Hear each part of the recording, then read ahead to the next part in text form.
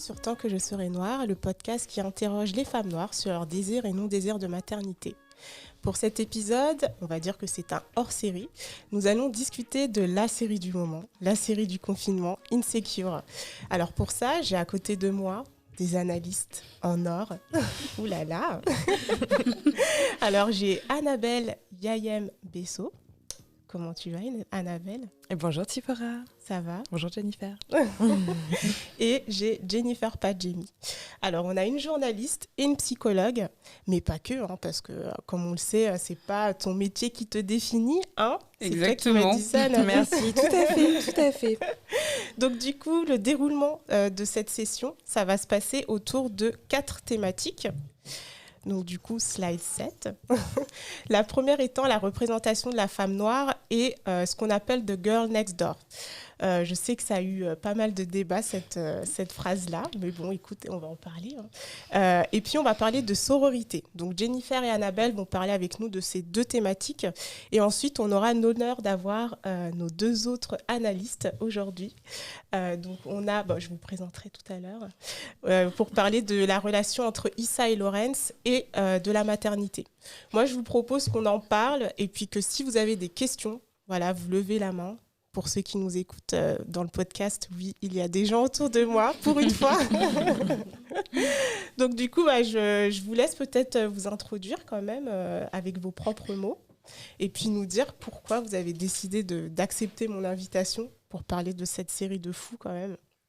Annabelle.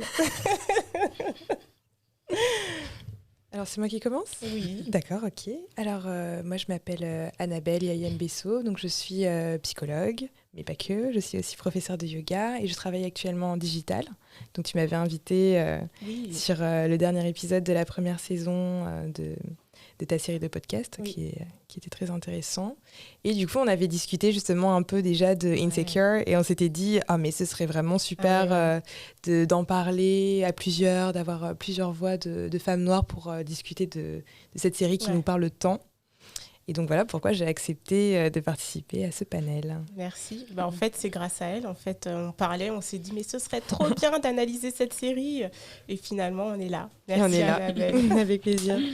Et toi, Jennifer ? Alors, merci de m'accueillir aujourd'hui avec tant de belles personnes. Donc moi, je m'appelle Jennifer Padjemi, je suis journaliste et donc je m'intéresse notamment aux questions de culture et de société et beaucoup de pop culture. Ça fait vraiment partie des sujets que j'aime analyser, mais souvent sous un angle sociologique. Essayer de savoir justement pourquoi tout le monde est fan d'une série à un moment T, qu'est-ce que ça veut dire de la société, etc.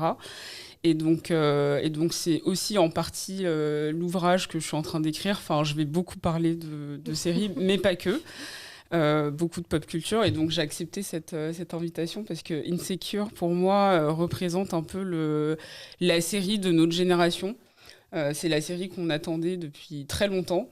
Et qui arrive à faire le pont entre les identités noires, mais pas que, et en même temps, vraiment, qu'est-ce que c'est d'être une femme trentenaire dans une grande ville occidentale. Voilà. Super bien, c'est un super résumé que tu fais. Et du coup, donc, j'ai décidé de vous laisser parler de ces 2 thématiques parce que on le verra, donc si je passe à la slide suivante. Je pense que comme tu l'as très bien expliqué, la représentation de la femme noire, c'est un gros sujet, notamment dans le paysage cinématographique. Moi, j'ai attendu toute ma vie pour avoir une Issa Rae. Et quand je l'ai vue, j'étais là, mais pourquoi j'ai dû attendre autant? Mais du coup, qu'est-ce que ça vous inspire, cette notion de représentation de la femme noire? Notamment, en fait, avec le point de vue francophone. Parce que voilà, ça reste quand même une série américaine. Et quand on lit un peu les articles, etc., on a beaucoup cette notion de... c'est la anti-black angry woman.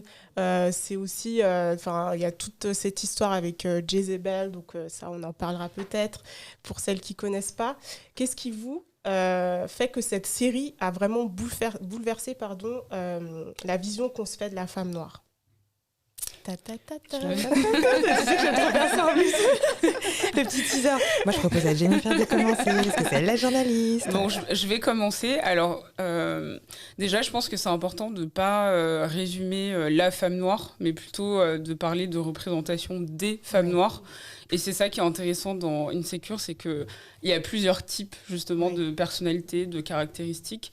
Et c'est pas la première fois, parce que c'est bien de rappeler que Issa Rae, elle-même le dit, vient après des femmes noires fortes qui ont été représentées à la télé. Donc, merci Shonda Rhimes, merci Ava DuVernay, merci Mara Broccoli. Enfin, il y a quand même d'autres séries qui sont arrivées avant pour pouvoir justement permettre à des Insecure d'arriver et d'être peut-être moins centré uniquement sur un personnage fort, mais justement en se multipliant en termes de personnalité.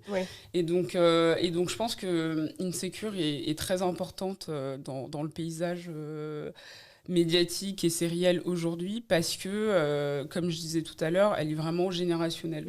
Et donc, quand on la regarde, on peut se sentir pas que visibilisé, parce que souvent, on se trompe aussi de combat, c'est que on veut être représenté, mais juste se voir à la télé, ok, mais est-ce que cette personne me ressemble dans mon entièreté ? Et donc là, on a à la fois des femmes qui peuvent nous ressembler physiquement, mais en même temps, on a des femmes qui nous ressemblent aussi en termes de personnalité, de vécu, d'expérience, de questionnements qu'on peut avoir dans notre vie professionnelle, dans notre vie amoureuse, dans nos vies amicales. Et donc, c'est en ça qu'elle a réussi en fait à faire le pont entre ce qu'on a pu avoir avant, des personnages hyper importants qui ont défini justement le paysage télévisuel pour les années futures. Et donc là, on arrive à un moment charnière où on a des Insecure, on a des I May Destroy You, où ce sera des femmes noires qui ne sont pas que résumées à leur identité, mais qui arrivent en fait à vraiment faire le pli entre toute cette vie qu'on peut avoir quand on est trentenaire, qu'on est millénial, qu'on habite dans une grande ville, et justement, qu'est-ce que c'est d'évoluer en tant que femme et virgule noire. Et donc, c'est là vraiment ce qui est intéressant pour moi. C'est hyper intéressant et ça résonne énormément parce que, tu sais, je te disais au début, je vous disais que voilà, enfin j'avais une femme noire, mais effectivement on a des femmes noires et tu vois, c'est un amalgame qu'on fait facilement parce qu'on a tellement recherché en fait quelqu'un qui nous ressemble que souvent on s'est attaché à des personnages de fiction on s'est dit ils sont noirs donc c'est cool. Mais des fois, c'était creux, en fait. Et moi, j'ai longtemps, en fait, suivi des séries parce que c'était par défaut. Et un niveau qualitatif, c'était pas forcément toujours la bonne chose. Donc, si je vais en slide 9, moi, il y a une série qui, du coup, quand je pensais à la femme noire ou les femmes noires, c'était Moesha. Voilà, c'est le classique. Mais voilà, ça reste très afro-américain. Et puis moi, Moesha, c'était mon aîné en fait. Moi, je suis de 90. Du coup, voilà, c'était vraiment la grande sœur que j'aurais aimé avoir. Elle était cool, sympa, etc. Et je trouve qu'Insecure apporte peut-être ce côté un peu urbain. Tu vois, de se dire, ça pourrait être une Parisienne, en fait, même si c'est LA, mais ça pourrait être une Parisienne qui, du coup, comme tu l'as dit, relation amoureuse, on voit un peu, tu as aussi le côté amitié qu'on verra plus tard, mais c'est vraiment tous les pans qui peuvent définir une femme. Donc ça, j'ai trouvé super intéressant. Et toi, Annabelle, dis-moi tout. Ouh, la pression, disons. Mais moi, j'étais en train d'essayer de me rappeler comment est-ce que j'avais découvert cette série. Et je ne m'en souviens plus. Je ne m'en souviens plus parce que parfois je vois des séries passer ou des trucs et puis je me dis ça a l'air cool, je vais regarder un peu ce qui se passe aux États-Unis, est-ce qu'il y a des choses qui me parlent plus, etc. Et puis c'est vrai que à chaque fois j'essaye, quand on en parle avec des amis, je me dis mais en France et tout, nous on a quoi qui ressemble à ça ? À chaque fois, je cherche et je me dis mince en fait, non, on n'en a pas. Et du coup, c'est vrai que j'avais une grande discussion aussi avec un de mes amis blancs qui est psychologue également, peut-être qu'il regardera l'épisode, je dirais. où je lui disais, mais nous, en fait, en tant que personnes noires en France, il y a des codes aux États-Unis, dans les communautés noires aux États-Unis, qui nous parlent aussi. Oui. Et c'est quelque chose qu'il avait du mal à entendre. Il me disait, oui, mais c'est pas du tout pareil, c'est pas du tout la même histoire. Je dis, ouais, mais non, en fait, il y a des choses qui me parlent quand même. Et du coup, c'est vrai que je rebondis aussi sur la femme noire, les femmes noires, où moi, quand Jennifer était en train de parler, je pensais aussi à l'idée de polyphonie. La polyphonie de Insecure, en fait. Ma polyphonie, c'est l'idée d'avoir plusieurs voix.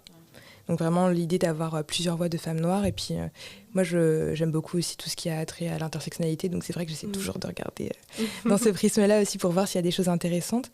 Et là, du coup, je pensais aussi à la question de la classe. Oui. Au niveau des différentes classes qu'on peut voir, c'est pas uniquement... parce que Issa, on la voit évoluer, on la voit galérer aussi, on la voit être en difficulté par rapport au travail, on la voit dans un environnement où c'est la seule femme noire, les projections qu'il y a sur elle, etc. On voit Molly dans un autre environnement parce que du coup, Issa, elle est dans le domaine associatif où, oui, c'est bien vu d'aller faire des interventions dans les lycées pour la première saison. Et puis de l'autre côté, on voit Molly qui est dans un cabinet d'avocats, beaucoup d'argent, etc., où elle-même a du mal à trouver sa place aussi. Et ça permet de mettre les deux en parallèle aussi et de penser toutes ces places des femmes noires. Donc je mettais, je faisais le parallèle un peu entre ça, tout ce qui est polyphonie, et puis... attends, il y a un truc que je voulais dire. C'était quoi déjà? Ça va te revenir. Oui, c'était sur... attends, je m'étais dit la polyphonie, les classes et... Je sais plus, ça me reviendra après. Puis c'est drôle que tu montrais Moïcha parce que moi, du coup, je pensais à Sister Sister. Oui. Parce que moi, c'est celle-ci, la première série où j'ai regardé, j'ai dit waouh, elle me ressemble. J'ai une sœur qui a 2 ans de moins que moi et on regardait ça comme ça, on disait ouais. Elles avaient les cheveux bouclés comme les nôtres, frisés et tout, un peu les mêmes bouclettes. Et moi, je regardais comme ça et je me disais, mais je suis pas capable de raconter l'histoire de Sister Sister, etc. Parce que bon, je le regardais comme je regardais d'autres trucs à la télé.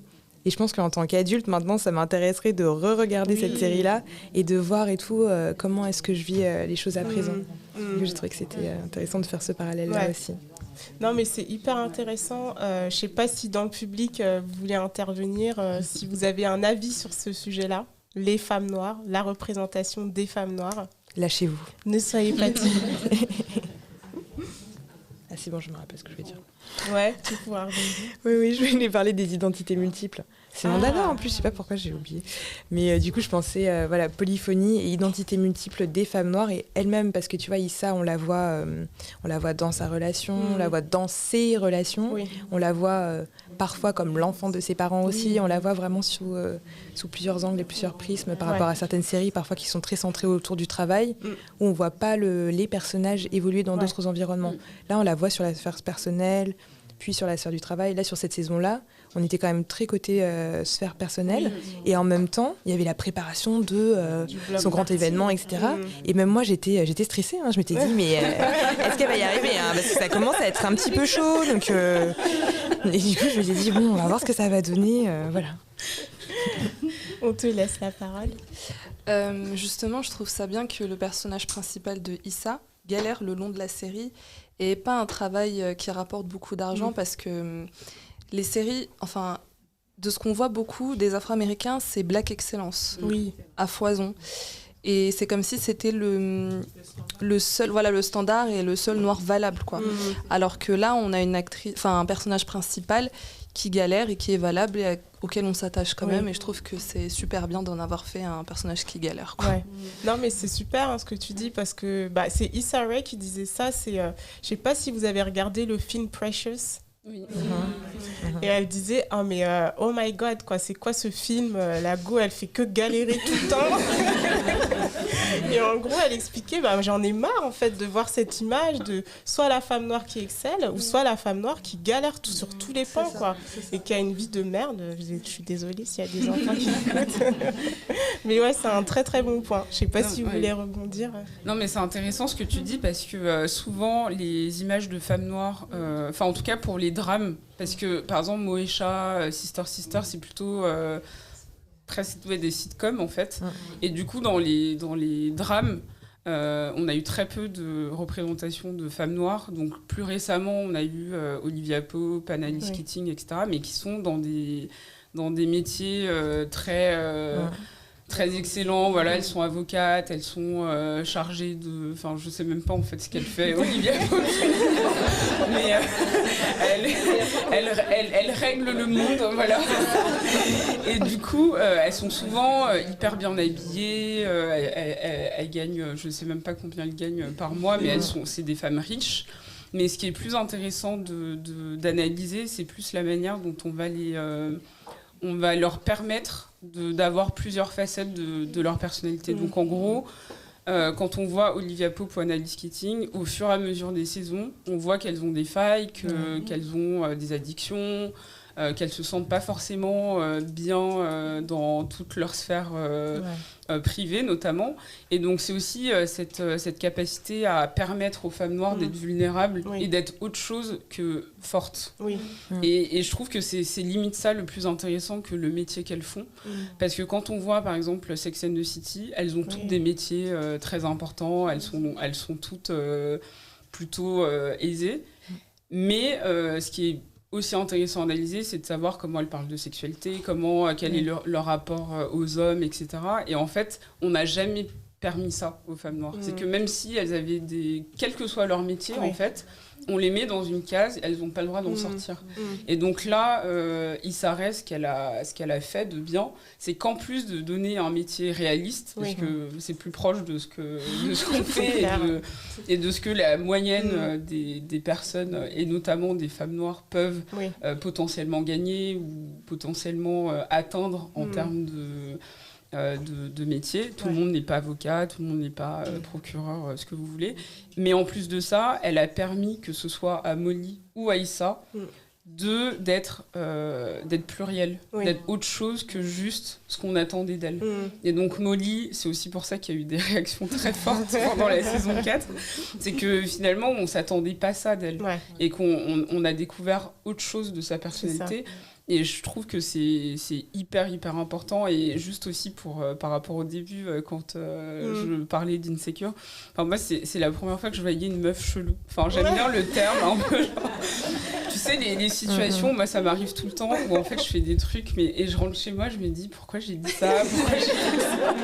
Et c'est la première fois que je voyais, du coup, une personne, en fait, qui me ressemblait aussi dans cette awkwardness en fait, qu'on ne nous autorise pas en fait, à être parfois. Et du coup, juste le fait d'être chelou, j'étais contente de me dire enfin quelqu'un qui me ressemble un peu. Et limite, je suis pas si chelou que ça en fait. Oui, moi je rebondis sur ça aussi parce que c'est vrai que j'aimais bien son côté chelou, comme tu dis, sa weirdness quelque part. J'aimais beaucoup quand elle rappait devant le miroir. Je ne rappe pas devant le miroir, je ne sais pas faire ça. Mais j'aimais trop. Je me dis, j'étais là comme ça et tout, je dis ah ouais. Parce qu'on a un petit côté comme ça où quelque part on se parle dans notre tête, où on se dit, parfois on se dit non, vraiment t'exagères. Pourquoi t'as fait ça voilà, mais là du coup on le voit vraiment dans la série avec le miroir et puis en plus avec le petit côté rap où voilà, moi ça me parle et tout, je me dis ah ouais les petites lyrics et tout, je trouve ça vraiment intéressant. Puis après je rebondis aussi sur Olivia Pope et Annalise Keating. Et Annalise Keating, moi c'est dans, je sais pas si tout le monde a la référence, du coup c'est How to Get Away with a Murder, si je me trompe pas, c'est ça? Oui, c'est ça. À chaque fois, je sais jamais si c'est murder ou murderer. Ouais, c'est en France, je sais pas pourquoi. Mais du coup, quand je regardais cette série-là, je me disais, mais quand même, elle est quand même super torturée à Annalise. Hein. Alors du coup, bon, il y a quand même un espace entre le petit côté un peu awkward, chelou, comme tu dis, et torturée, quoi. Ouais. Parce que Annalise, elle est très, très torturée. Ouais. Quand tu suis la série, tu te dis, mais ça s'arrête jamais. Alors que c'est vrai qu'Issa, du coup, bon, il y a des choses où on se retrouve, où on retrouve nos amis, la manière dont elle a pensé les relations, etc. dans le groupe. Ce que j'ai vu aussi parfois dans les groupes américains, c'était ce qui était reproché aussi, c'était le personnage, vous savez, la copine de Tiffany, Kelly. Et où Kelly, c'est un personnage où il y a plein de choses intéressantes. Voilà. Il y a plein de choses intéressantes à explorer, et puis en même temps, il y a des moments où ça devient un personnage problématique, dans la manière dont ça a été proposé dans la série. Enfin, je sais pas. Il y a pas mal de choses par rapport à ça, je pense, qui pourraient être intéressantes à penser aussi pour faire le lien aussi un peu avec l'idée de sororité dont tu souhaitais parler. Ah pardon, je suis allée trop vite. Sorry. Non, mais c'est bien, on pourra rebondir dessus. Alors avant, je crois qu'il y avait une question.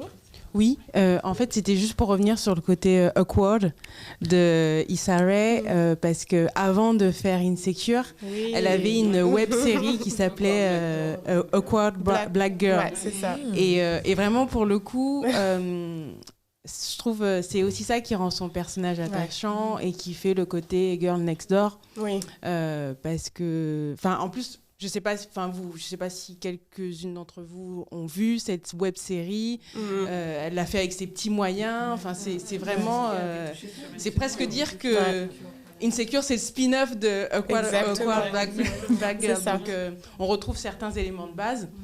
Et c'est ça qui rend, je trouve, le personnage attachant, parce qu'on se dit... on voit d'où elle est partie, en plus, et on voit vraiment l'évolution, pour le coup, de la réalisatrice et de la série. Et, moi c'est vraiment ce qui a rendu les choses vraiment très attachantes pour moi, pour cette série, et j'ai trouvé ça super dingue. J'ai découvert la web-série après la série, mais bon, je me suis régalée tout autant, quoi. C'est vrai que j'ai pas fait le lien, mais Insecure, c'est la version pimpée, en fait, de cette web-série, et c'est fou ce qu'elle a pu faire avec des faibles moyens. Moi, j'aurais pas pu, avec, devant mon miroir, prendre des figurants comme ça dans la rue. Je sais pas comment elle s'est débrouillée, mais elle a fait un super boulot.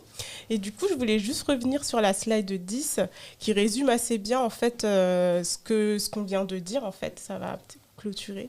Donc ça, c'est le showrunner Prentice Penny qui dit ça. C'est que la plupart des séries, en général, elles parlent de nous, de nos drames, de nos combats, mais rarement de la vie de tous les jours. Et c'est vrai que c'est ça, en fait, qu'on recherchait, et c'est ça que je veux en France. Parce que voilà, c'est super, c'est outre-Atlantique, mais quand est-ce qu'on aura ça en France ? Il y a eu la série Planqueur, c'est ça ?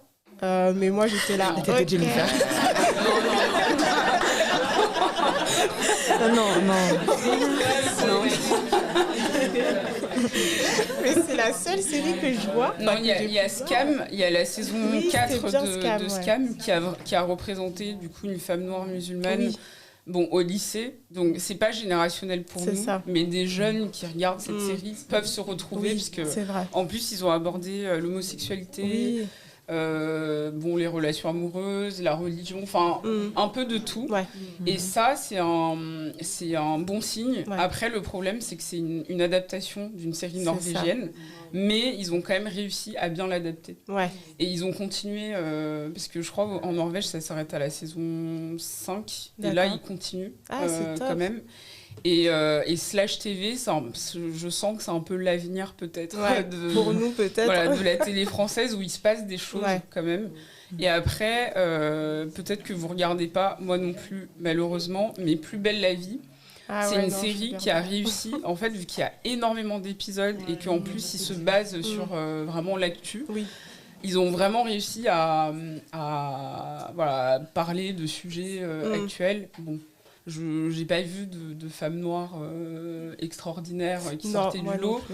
Donc, mais bon, il y a des petits trucs comme ça, mais c'est difficile. Et donc, à chaque fois, quand on parle des États-Unis ou de l'Angleterre, excusez-moi, mais on n'a pas de choix. C'est ça, en fait. C'est pas, on aimerait bien citer justement des séries françaises, etc., mais ça ne vient pas tout de suite, parce qu'il y a toujours cette idée que même quand il y en a, c'est toujours à côté de la plaque. C'est pas exactement ce qu'on recherche, c'est pas exactement... le miroir de notre génération, et c'est pour ça qu'il faut arrêter de parler tout le temps de représentation, parce que c'est pas parce que vous avez mis une femme noire que c'est bon, en fait. Non. C'est est-ce que vous leur permettez d'être pluriel, est-ce que vous montrez différents types de femmes noires, etc. Et du coup il faut vraiment qu'on arrive à un moment où ce soit même plus une question. Tu vois, en fait c'est une série, et justement, je sais qu'on parle d'Insecure, mais je parle un peu de I May Destroy You, parce que pour moi, ça vient un peu dans la continuité de Insecure. C'est qu'en gros, comment on arrive finalement à faire une série avec un casting majoritairement noir, mais sans en parler, parce que c'est pas forcément ça le sujet. Exactement. Et du coup, tout le monde peut se sentir finalement représenté comme nous. On a passé toute notre vie à aimer des Kelly et Brenda sans se poser de questions. Et ben là, du coup, on a l'inverse. C'est qu'il y a des gens qui vont regarder Issa en se disant mais c'est trop ma vie, alors que c'est pas des femmes noires. Et donc, il faut qu'on arrive en fait à ce stade de représentativité où du coup, Voilà, c'est un show, il y a plein de noirs. Parfois, on peut aller à une manif, le lendemain, je vais à un brunch, et en fait, c'est pas grave. Oui. C'est pas ça le cœur de la série. Et du coup, mais bon, en France, on n'est même pas encore à la moitié, mais j'espère qu'on y arrivera un jour. Mais là, tu dis un truc fou, parce que moi, je lisais les chiffres. T'as 60%, un peu plus de 60% de l'audience, c'est des Blancs, en fait. Sachant que c'était pas forcément... Moi, je pensais que c'était très niche, en fait. Mais tu l'as expliqué, d'ailleurs, c'est vraiment cette notion de girl next door qu'elle a réussi, en fait. Parce que tu disais que toi, tu avais des potes blancs qui s'identifiaient, en fait, à des personnages. Moi, j'ai pas beaucoup d'amis blancs. Donc, j'ai pas... J'adore cette chose.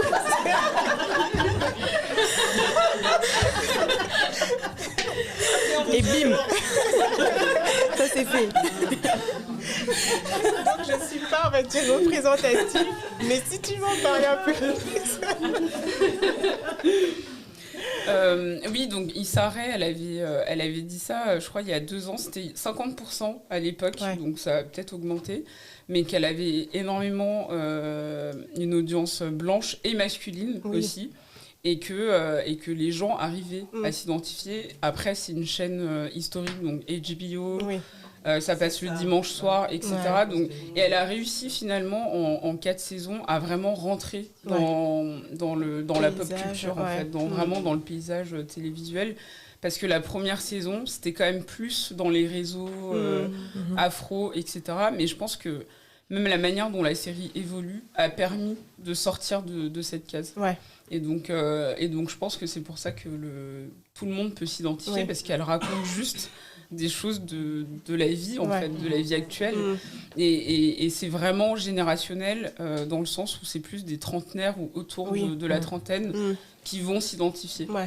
Même si, sans doute, des personnes plus âgées ou plus jeunes, mais elle a réussi, en fait, à faire ça, à raconter des histoires modernes de 2020 qui nous touchent et qui nous parlent, quoi.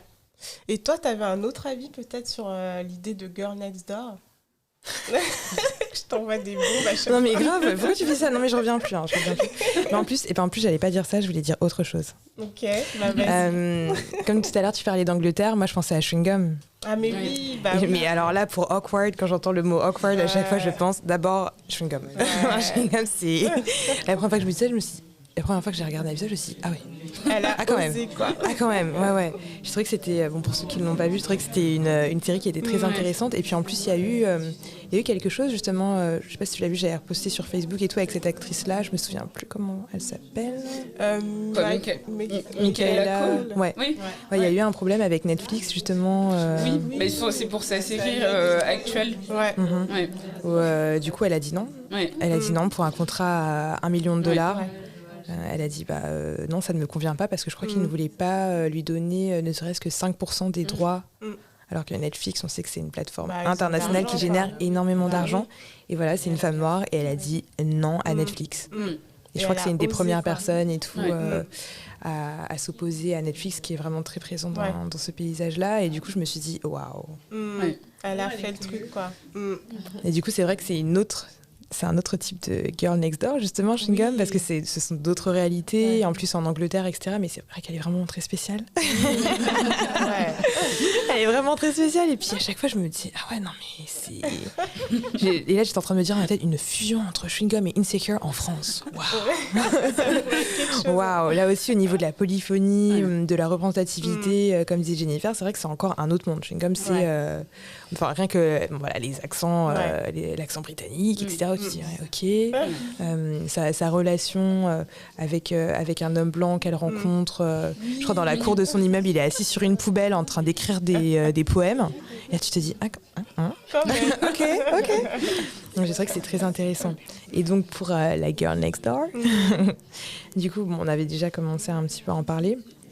C'est vrai que du coup, j'essaie de repenser un peu à tout ça où... J'entends pas. Non, parle plus fort. Ah, pardon. Je m'excuse. Oui, c'est pour ça que je savais que j'avais besoin du casque. Est-ce que je parle pas très fort? Je m'excuse. Du coup, je sais plus ce que je voulais dire. La Girl Next Door. Oui. Sur la Girl Next Door. Ah oui, là, vous avez baissé le micro, je crois. C'est vrai. D'accord. Je m'entends même rire en dehors du casque. Là, waouh, ok. Oui, sur la Girl Next Door, donc l'idée de la fille d'à côté. C'est vrai que moi, au début, quand on a parlé, moi, la Girl Next Door, c'est vrai que déjà, au début, j'ai pensé au film. Ouais. Girl Next Door, Oui. donc c'est une fille blonde, la voisine, etc. Ne me demandez pas de vous rappeler le synopsis, je ne m'en souviens plus. Mais du coup, c'est vrai que j'avais ce cliché-là d'abord, et du coup, je t'avais dit, du coup, moi, j'ai eu plutôt comme une anti-Girl Next Door, en opposition au fait que, du coup, au niveau représentativité aussi, elle représente pas la femme blanche américaine, la Karen ou la Becky, entre guillemets, aussi. Mais elle sort un peu de ce cliché-là pour représenter finalement une femme noire américaine qui soit différente. Donc c'est vrai que moi j'avais vu dans ce prisme-là, D'accord. où j'avais trouvé que c'était intéressant d'avoir, comme disait Jennifer, et puis comme on disait aussi auparavant, d'avoir des personnes qui sont un peu chelous parfois, mais qui nous ressemblent beaucoup plus et aux personnalités, à des relations qu'on peut avoir autour de nous, plutôt que des personnes sur des classes très hautes comme Annalise Keating, qui a énormément d'argent, qui n'a pas le même type de problème que nos voisins, voisines, parce que c'est ça aussi le côté Girl Next Door. Non, mais c'est top. Je sais pas si vous, c'est un terme qui, du coup, vous parle, la Girl Next Door. Oui, il y a une... Merci. Alors moi, du coup, c'est vrai que j'avais découvert Issa Rae avec Awkward Black Girl, où justement, on peut s'identifier à elle dans le sens où elle est awkward, je pense comme beaucoup d'entre nous. Et en fait, dans les séries, on a deux types de personnes, surtout dans les séries où il y a des noirs. C'est soit le Black Excellence, donc des noirs qui étaient parfaits, ou même les sitcoms avant, les petites familles un peu parfaites, avec papa, maman, tout est parfait, tout se passe bien. Là, plus récemment, on a eu les séries avec des femmes qui, en tout cas, avaient des carrières parfaites, ou en tout cas, qui savaient se gérer, qui savaient fixer les choses, en tout cas, gérer les choses. Et elles avaient des flaws, mais du coup, c'était un peu trop gros. C'était genre l'alcoolisme, ou des dépendances, ou des addictions. Donc, nous, justement, en tant que Girl Next Door, parce qu'on est toutes des Girl Next Door, au final, parce que nous, les anonymes, on peut être les voisines des unes des autres, mais on n'arrivait pas à se reconnaître, en fait, dans ça. Et les seules personnes qui étaient un petit peu drôles, moi je pense souvent un peu à Claire de ma famille d'abord. Quand elle était noire, dark skin, c'était une peste. Quand elle est devenue light skin, parce qu'ils ont changé l'actrice, elle est devenue complètement stupide en fait. Donc il n'y a pas d'entre-deux. Pareil, dans Martin, il y avait celle qui était un peu awkward, c'était Shanae, qui était genre ghetto, mais du coup c'était hyper mal vu. Et là, avec Issa Rae, on se dit, mais ça peut être ma copine. Et ça peut être moi. Mais c'est moi, en fait. Et du coup, là, on est vraiment sur une représentation miroir où vraiment, on se voit. Et je pense que c'est pour ça, justement, que des personnes qui peuvent être blanches, noires, asiatiques, peu importe, peuvent se retrouver en elles. Mais au-delà de ça, ce qui est super bien, c'est que on a une représentation, justement, pour le coup, qui dépasse un petit peu la communauté. Mais à côté de ça, sans perdre, en fait, ce côté black, cette blackness. Donc, c'est-à-dire qu'on ne va pas se dire, ouais, c'est cool, parce que, en fait, c'est une femme sans couleur à laquelle tout le monde peut s'identifier. Mais c'est une femme noire à laquelle tout le monde peut s'identifier. Et ça, c'est vraiment top, parce qu'on se rend compte que dans sa vie, elle a une vie normale, une vie basique entre guillemets, même s'il lui arrive toujours des situations, après c'est une série, il faut bien qu'il se passe quelque chose, mais on peut s'identifier. Moi je sais que par exemple cette saison il y a énormément de choses auxquelles j'ai pu m'identifier. J'ai plein de copines qui sont en pleine maternité, donc elles se sont identifiées aussi, moi par rapport aux amitiés, donc forcément on se dit que ça peut être notre copine en fait. Et pour moi, justement, ce côté de Girl Next Door, c'est de se dire, je me vois en elle, je vois telle copine à moi en elle, je vois telle cousine à moi en elle, je vois ma sœur en elle. Et c'est vraiment ça, je pense, qu'Issa Rae a réussi à faire. C'est vraiment cette narration qui est hyper... pas basique, parce que c'est pas basique, mais dans le sens où vraiment on peut toutes se voir en elle, et tous, parce qu'apparemment, il y a des hommes blancs aussi. Ouais, non, je suis complètement d'accord avec ce que tu as dit. Et justement, c'est pour ça, quand on parlait de Girl Next Door, moi, je disais, c'est ça, en fait, Girl Next Door. C'est que, du coup, d'habitude, la Girl Next Door, elle est blonde, elle est belle, soi-disant. Ça dépend d'où on se place. Mais en gros, on n'a jamais vu une Girl Next Door qui était noire.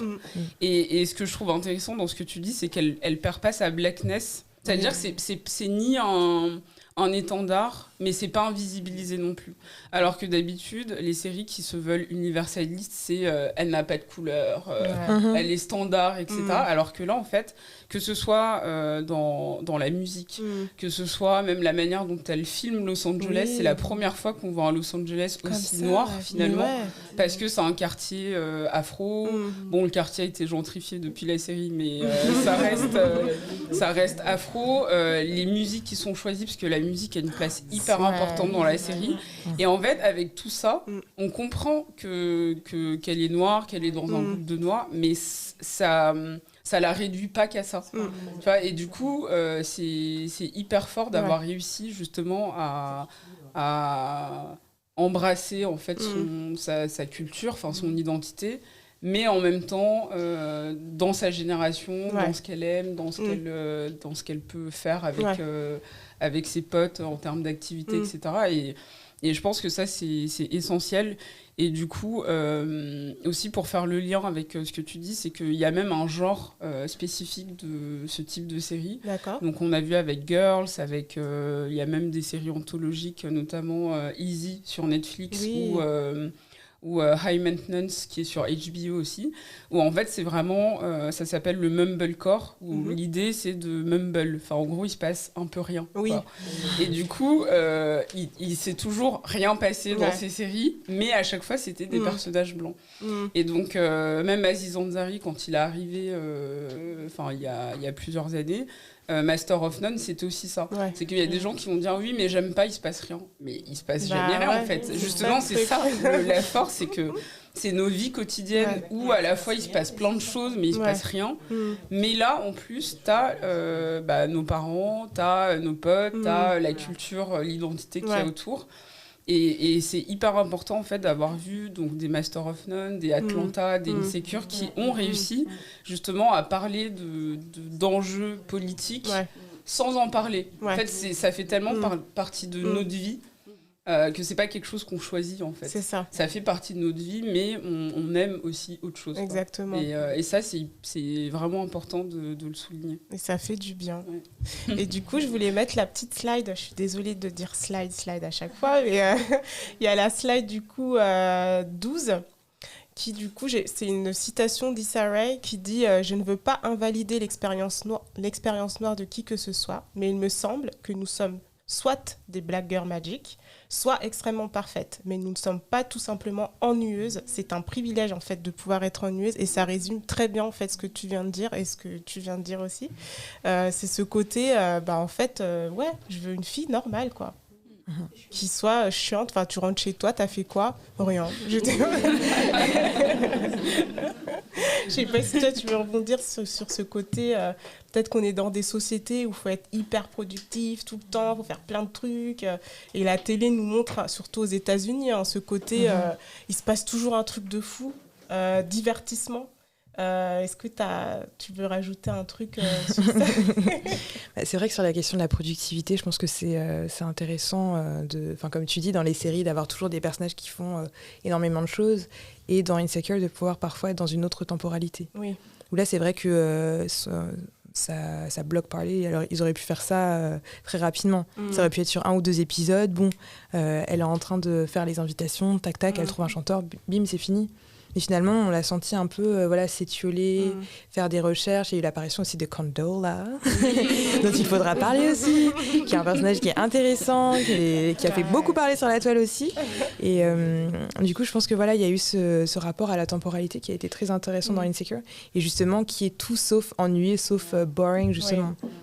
Parce que ce qui est vu comme ennuyeux par certaines personnes, c'est justement quand il n'y a pas d'action. Mais qu'est-ce que c'est l'action?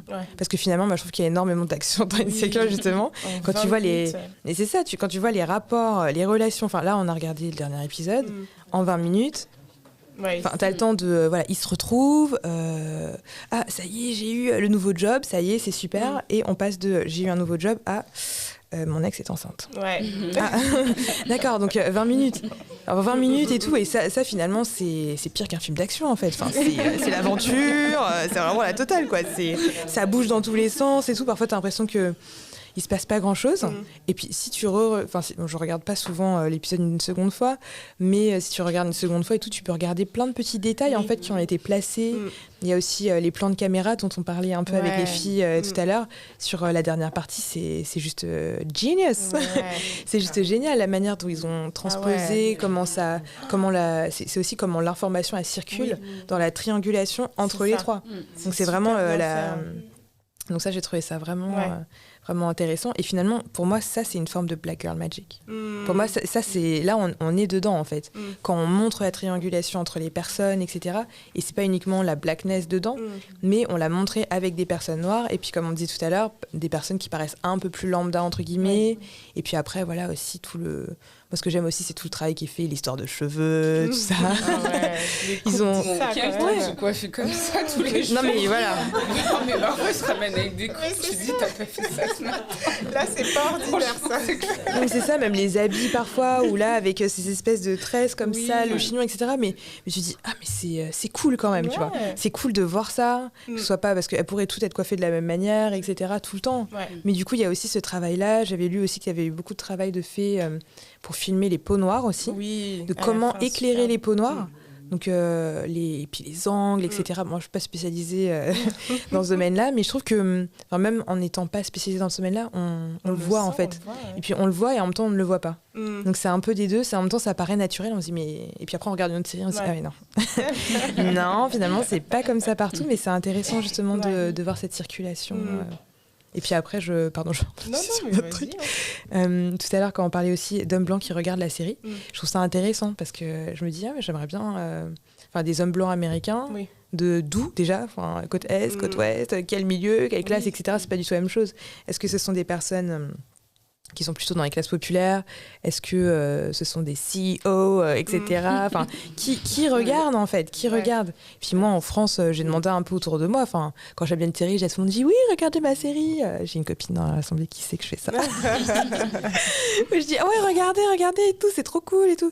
Et je l'ai dit pour Insecure, mais déjà il y a plein de gens qui me disent oui, mais c'est sur Netflix? Non. J'ai pas regardé. Donc déjà il y a tout ça, le rapport à comment est-ce qu'on fait pour regarder ces séries-là. Parce que Jennifer sur son Instagram parfois elle parle de séries qui ont l'air cool et puis je me dis mais j'ai regardé où? Après je tape et tout, je fais j'arrive pas à le trouver et tout. Parfois il y a des sites qui sont bloqués, parfois t'as l'impression qu'il faut inbox, je vais vous dire.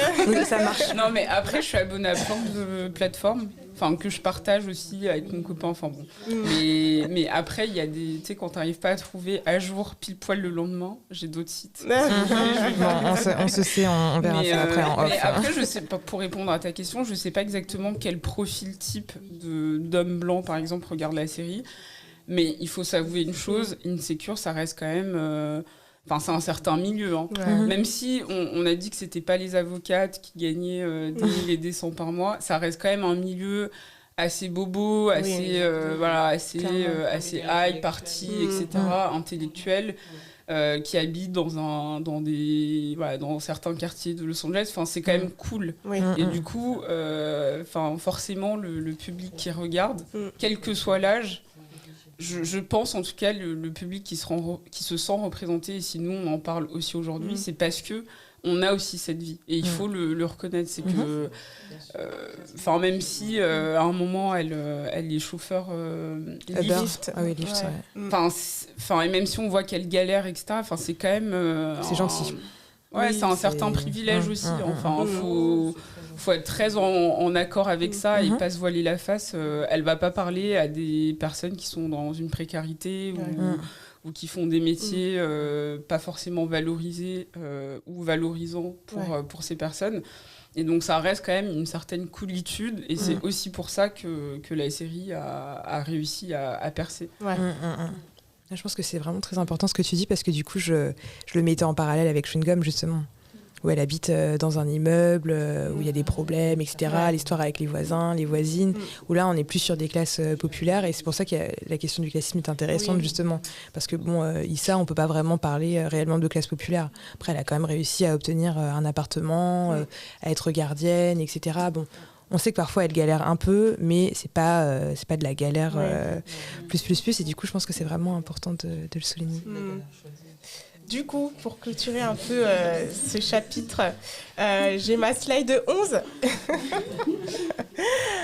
Du coup, en fait, on parlait de tout ce travail, toute cette finesse en fait, qu'Issa Rae a réussi à faire, c'est d'aller dans le détail un peu de la vie aussi des gens minorés, issus de la minorité ou racisés. Parce qu'il n'y a pas que des Noirs, en fait, il y a quand même des Asiatiques, on voit qu'il y a quand même une belle pluralité des identités plurielles. Et en fait, ce qui se cache derrière, c'est une plateforme qui s'appelle Color Creative. Et en fait, elle travaille avec des personnes qui sont essentiellement issues des minorités. Donc, ça peut être des femmes, ça peut être des personnes racisées qui vont avoir justement cette finesse et cette facilité à être inclusif, en fait. Je pense que quand on est racisé, on a tellement galéré, en fait, que quand on fait un truc, on pense à tout le monde. Et je pense que c'est ça qu'elle a réussi à faire, parce qu'elle a dû galérer quand elle a commencé avec sa web-série. On lui a mis des portes. Et en fait, quand elle a réfléchi, je pense, au personnage, elle s'est dit, là, je veux laisser personne sur le carreau. Et j'ai vraiment envie d'avoir cette pluralité et de ne pas faire un Precious numéro 2. Donc je voulais conclure avec ça parce que je trouve que c'est un excellent travail qu'elle fait et elle promeut aussi donc si vous voulez créer une série, c'est outre-Atlantique mais elle promeut aussi des talents. Donc voilà, c'était un peu pour clôturer ce chapitre sur la Girl Next Door et donc on va continuer. Est-ce que je peux dire juste un truc sur l'inclusivité Parce que justement, moi j'aurais dit, justement pour être inclusif, c'est du travail en fait. Et c'est pas parce que tu es une personne racisée ou racialisée que nécessairement tu vas être dans l'inclusivité, tu vas penser à tous ces schémas-là. Parce que finalement, tout à l'heure je parlais un petit peu d'intersectionnalité par rapport à la question de la classe. La question de la race par rapport aux personnes noires, oui. Personnes asiatiques, il y en a très très peu dans la série. Et finalement, c'est quand même très centré autour de la blackness. Oui. Donc je pensais à ça. Et puis après, je pensais aussi à la question du tout ce qui est genre, sexe, sexualité. Oui. Ça quand même, ça reste à voir. Moi, je me suis dit peut-être que la prochaine saison, elle va découvrir, je sais pas, qu'elle est lesbienne ou son frère, pansexuelle. Apparemment, son frère, ils vont développer. D'accord. Mais je pensais justement, je pensais justement à Issa et les autres personnages principaux parce que souvent il est placé comme personnage secondaire et il y a un peu quand même le côté cliché en lien avec l'homosexualité et ça, tu te dis, encore un, il y a du boulot. Encore un montré, Là, on va parler de Kelly ou pas après? On va parler de Kelly, Kelly quand on va aborder la sororité. Ah oui, ok. Du coup, je sais pas si on peut mettre la slide sororité.